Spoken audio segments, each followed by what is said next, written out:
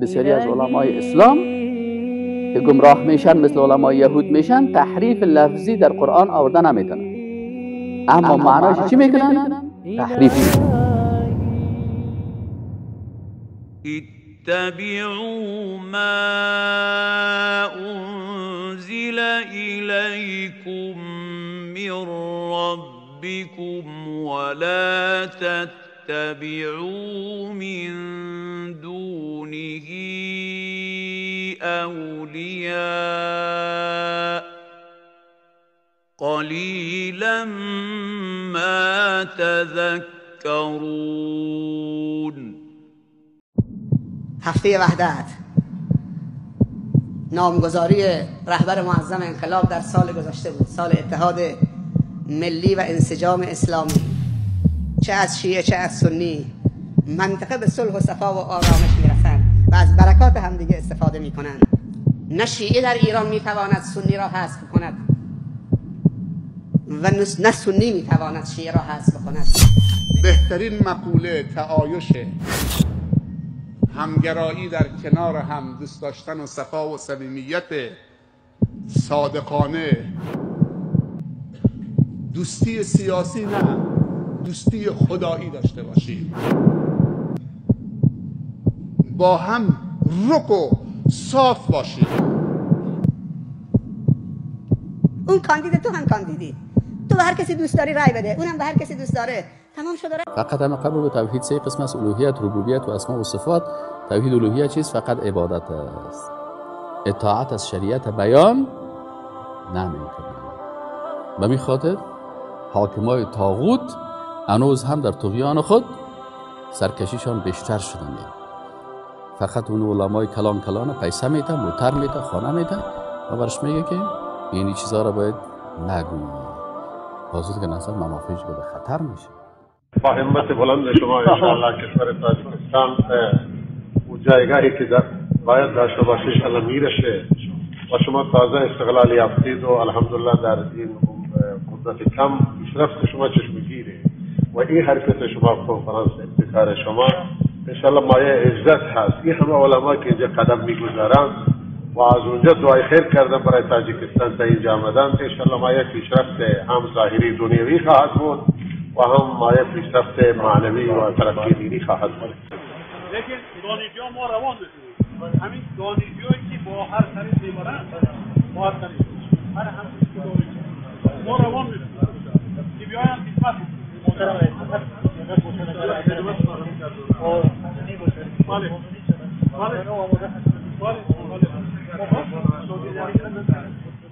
از این خاطر اینی حاکمیت در شریعت بیخی از مدارس کشیدن، از پانتونا کشیدن. در بسیاری از کشورهای عربی حاکمیت از شریعت درس نمیده. عالمی که توحید تشریع و شرک قصور و شرک سیاسی را بر مردم بیان کنه، او تروریست است، او اکستریمیست است. او رو میگن این اجازه رو نداره.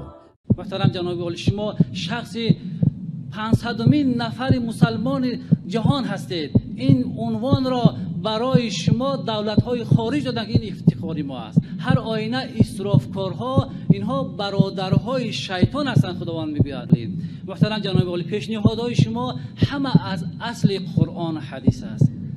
همه سخنهای شما با شریعت مطابق است. سالاری یعنی کسایی هستند که علمای درباریه که اینا شریعت الله را به خاطر پیسه، به خاطر چوکی، به خاطر مقام چی میکنن؟ شریعت الله را تغییر میکنن. اگر حکم الله را گفتی و مخالف مزاج پادشاه و سلطان و رئیس جمهور یا بود، باز خود را آرام نمیمانه. تو را آرام نمیمانه. چی که بر تو باز موتر بده و باز تو را احترام بکنه. دم شهرم که تو را زنده میمانه خانه شو بود. دم شهرم تو را نمیمانه. بس در یهود احبار سالاری بود. اینا شریعت الله را تغییر میدادن و این مردم سالار خود امی احبار گرفته بودن، علمای درباری. من همچه یک برادر شما برای شما گفتنی هم که نفری را دیدیم که همین خیلی جوانان مثل همین اسماعیل واری هست، در حقشون دعا کنیم برادرای عزیز. از یک برادران عزیز در صحیفه های اینترنتی اگر خوانده باشین، یکی از جوان مردایی که گویم اگر چنده که در سین سال خیلی جوانه دادر ما اسماعیل فرزند یکی زایر، ما اسماعیل در قطار همون نفرهای تراویح میخواندگی دیدیم که هم نماز خفتن و هم نماز تراویح و خواهد کسایی که عالم می باشه، دانشمند می باشه، احکام هم می فهمه، ولی در بعضی حالات امی خواسته های نفس، مال، متوجه هستین؟ حب الدنیا رأس کل خطیه، محبت دنیا، کراهیت موت، چوکی، مقام، پیسه، این خواسته های نفسانی سبب از این میشه که عالم بسیار بزرگی که حبر است ای گمراه شده. اینال یک تعداد از علمایی که در دربارها زندگی میکردن،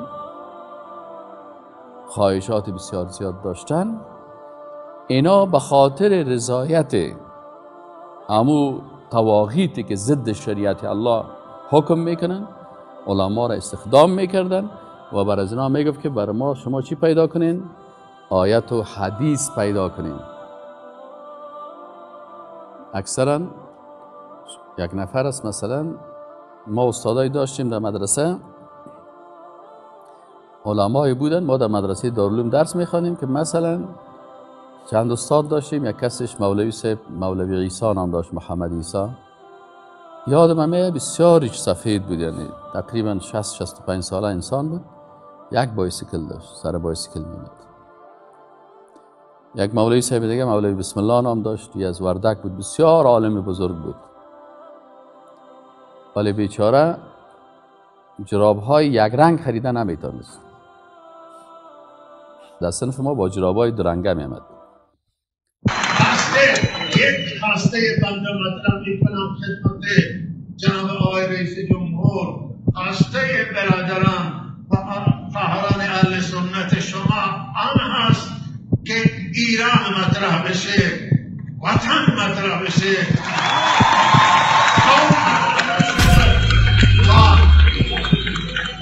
مذهب مطرح نشه، دین بین ما و بین الله اول شخصیه.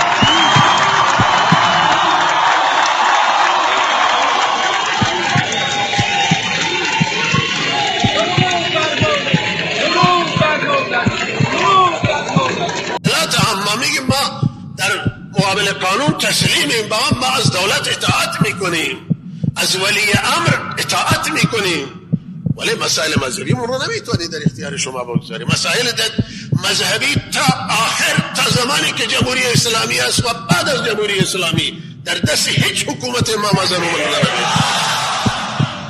رأی رو میتونیم للهی و خدایی بدیم که باید هم کسانی که شما تصمیم داریم رأی بدیم، چون در بین این افرادی که خود را کاندید کرده ما خوبها زیاد داریم، آدمای خوب خیلی هست، اما بیاییم از بین اینها خوبترار انتخاب بکنیم، از بین اینها انسانهای شایستر انتخاب بکنیم، انسانی که فردا در روز قیامت اگر الله گفت فلانی چرا به فلانی رأی دادی، بگی که یا الله من شایستگی که هنوز به پارلمان نرفته بود یا رفته بود و بالاخره او مطالعه کردم انسان شایستگی بود، و من که در عالم ظاهر یا الله دیدم که آدم خوبیه، آدم با تقواییه، پرهیزگاریه، میتونه خدمت به دین و به اسلام و به قرآن و به وطن داشته باشه. الله سبحانه تعالی به صراحت میگه ان الله یأمرکم ان تؤدوا الامانات الی اهلها. اگر رأی شما به تعبیر بسیاری از علما امانت هست، امانت رو به اهلی و بسپارید. سیکولرها و بیدینها و ملحدین چی میگن؟ افرأیت من اتخذ الهه هوا. امروز در جهان که میگن آزادی و دموکراسی هست، یا غلامی کی هستن؟ غلام نفس خود هستن. از این خاطر قاعدهشان چی است؟ حکومت نفس توسط نفس برای نفس، حکومت مردم توسط مردم برای مردم. پس این مردم شریعت الله را میگه تطبیق نمیکنه، این حال باز شما اگر در کشورهای اروپایی و امریکایی و کشورهایی که طاغوتی است در هر کشور که شما سفر کنید باز اونجا خوب میبینید که حکومت نفس هست یا نه. انسان سالاری کدام یکی هست که اونا میگن که قانون ضد شریعت الله انسان باید بسازه. وقتی که انسان قانون ساخت مطابق خواسته های نفس خود قانون میسازه. دلیلش در قرآن چی است؟ افرأیت من اتخذ الهه هوا. افرأیت سوره جاثیه آیت 23. افرأیت من اتخذ الهه هوا. برای پیغمبر میگه که ای پیغمبر صلی الله علیه و آیا ندیدی من کسی را که اتخذ اله گرفته است الهه. اله هم شما گفتیم کسی است که ذاتش عبادت میشه قانون و شریعتش تطبیق میشه. الله میگه شما ندیدین کسانی را که اله خود کی را گرفته؟ معبود خود که ذاتش عبادت میکنه و قانونش تطبیق میکنه چی را گرفته؟ نفس خود. پس اینجا کس نفس خود رکوع نمیکنه، نفس خود سجده نمیکنه، بلکه خواسته های نفس تطبیق میکنه. بعضی کساس متوجه باشین این قاعده رو یاد بگیرین برای اهل علم. شما که طلبه علم هستین برای ما و شما ضرور است که ما و شما درست بفهمیم که بعضی اصطلاحات فریب میتن ما و شما را. شما مؤثرین هستین در پوهنتون‌ها و جوانا امروز به نام آزادی اکثر جوانا را فریب میدن. یک کسی میگه من آزاد هستم. چی من آزاد هستم؟ میگه من هیچ دین پیروی نمیکنم، من آزاد هستم. اینال این انسان آزاد نیست، این بنده و غلام نفس خود است. وقتی که از قید دینداری شریعت الله را تطبیق نکرد قانون کی را تطبیق میکنه؟ نفس خود. سیکولرها و بیدینها و ملحدین چی میگن؟ افرأیت من اتخذ الهه هوا. امروز در جهان که میگن آزادی و دموکراسی هست یا غلام کی هستن؟ غلام نفس خود هستن. از این خاطر قاعدهشان چی است؟ حکومت نفس توسط نفس برای نفس، حکومت مردم توسط مردم برای مردم. پس این مردم شریعت الله را میگه تطبیق نمیکنه. این حال باز شما اگر در کشورهای اروپایی و امریکایی و کشورهایی که طاغوتی است در هر کشور که شما سفر کنید باز اونجا خوب میبینید که حکومت نفس هست یا نه.